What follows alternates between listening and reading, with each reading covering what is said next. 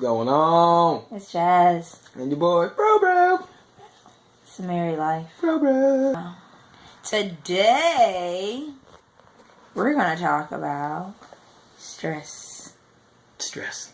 Oh, and real quick, if y'all see my fingers popping up in there, look, I apologize. We just moved. And we told y'all we was moving. We moved. Yes. And so we still getting everything together. So, yeah. Lighting. Bear with us. Holding the we camera gotta and all bear that with stuff. them. Yeah. We're going to make it work. Triply? Triply? I thought it was Flame. Nah, it was Triply. Oh, okay. Anyhow. Yeah, we talking about stress. Stress. How you deal with stress. Or do you deal with stress? Maybe you just like put it to the side. Like Josh. Nah, that ain't true. A little bit. Not Or anymore. Not as much. Yeah, there's definitely some growth how we dealt with stress. How we used to deal with stress, because we're not the hero of this story at all. How I used to deal with stress is I could not stand to not talk about how I was feeling. Like I was an emotional roller coaster. She felt some type of way. She was talking about it. Yes, I had to express every feeling, every thought, every emotion. I had to, because it would burn inside of me.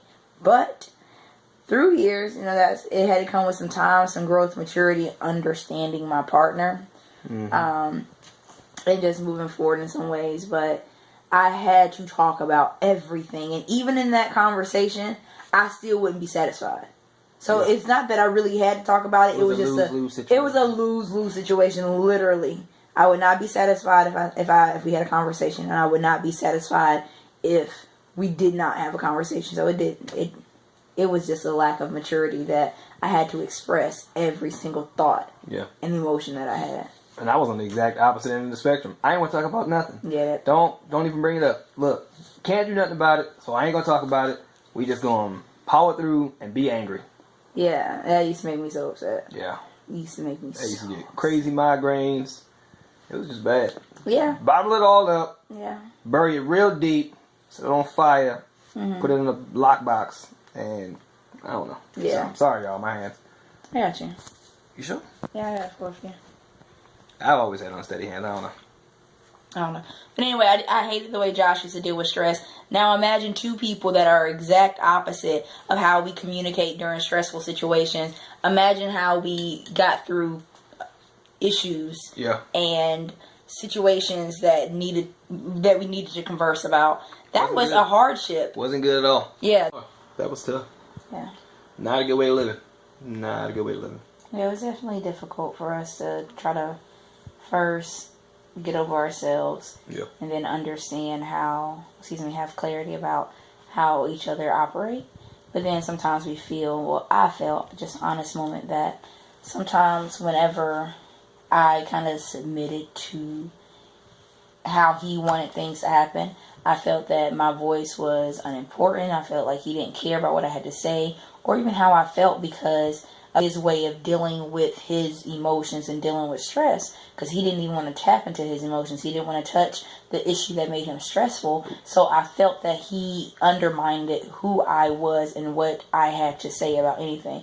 Even though I was not emotionally fit, I still thought that at least you could hear what I'm trying to say, or you could hear how I'm feeling. Yeah. And I just didn't know, like she said, I didn't know how to manage my emotions. All I knew is that I get to a certain level of stress, and I just get angry. Yeah. And so I would just shut down, because I'm like, if I get angry and we start talking, I'm probably going to say something I don't really mean, I don't really regret, and you're going to feel like that if I said it, then I must have meant it. I'm probably thinking it somewhere, and neither one of them was wrong. Oh, you meant it. You ain't meant for me to hear it. That's not true. You ain't mean for me to hear it. And so it was like we said earlier, it was a lose-lose situation, because I know I need to shut down because I don't know how to handle it, and she just wants to talk. So it's just like, we talk, we both going to end up upset. If we don't talk, we both going to end up upset. So it was just like, no matter what happened. And of course, this is really pre us fully submitting to God. So now we handle things. Before we knew Jesus days, for real. I didn't say before we knew him. No, before we knew. We wasn't walking by his footsteps. We weren't following those footsteps. Nope, not at all. So, but now, I mean, we handle things much differently. Yeah. I still have to take some time to I guess, pray it through, talk to Jesus about it, handle things mentally myself before we can really sit and have a conversation about it. But but we definitely handle it much better. In that we do go to prayer and we do take time to make sure we're both in an emotionally stable state, and we don't let things go too long before we talk about them. And it's definitely a breaking that you have to go through individually and together. So it's a breaking. When I say breaking, I mean that it literally felt like my flesh was tearing, like my skin was tearing when I had to deal with some things, because it burned me up inside to hold my emotions in and not express, or to even go to sleep angry. I used to be so upset, going to bed angry, and I would cry and cry and cry, and Josh would ignore. She would wait till like 11:45 and be like, "You need to talk." I'm like, Jasmine, I gotta get up and go to work tomorrow. You wanna wait till 11:40? We could have been talking at 6:30. You wanna wait till 11:45 and then talk? Yep. Nah, you about to go to sleep hungry. I mean, you about to go to sleep angry. So, Lord mercy. But I did, because I sometimes, you know how we as women, we kind of want him to help us pull it out. And this is something that we used to get in an argument about all the time. I was like, baby, you know I want to talk, but sometimes I need you to help pull it out. Because one, I needed him to help pull that conversation out of me, because I used to think that I was nagging him. And he would say that I would nag him. So as a woman, sometimes we don't want to feel like we're nagging our husband or our boyfriend. We don't want to do that. And if I feel that I'm nagging him, if he initiate the conversation, I won't feel like I'm nagging him. But so why don't you start? But he don't want to start the conversation. I want the conversation. So it's a lose-lose situation in my situation. It for me again. So it literally felt like my flesh was being torn, having to keep my mouth shut, like not saying anything, not being petty, not and then not saying anything in a way of just being passive and let him do whatever he wants to do. No. Say, okay, baby, tomorrow at whatever time, when he gets home from work or whatever, whenever we have time to talk, I'll say, look, what we talked about yesterday, what happened yesterday, I don't appreciate it. And we have a conversation that way. And first, it takes me out of the present state of my emotion. I still feel the residue of how I felt of that emotion or that situation or that stressful situation.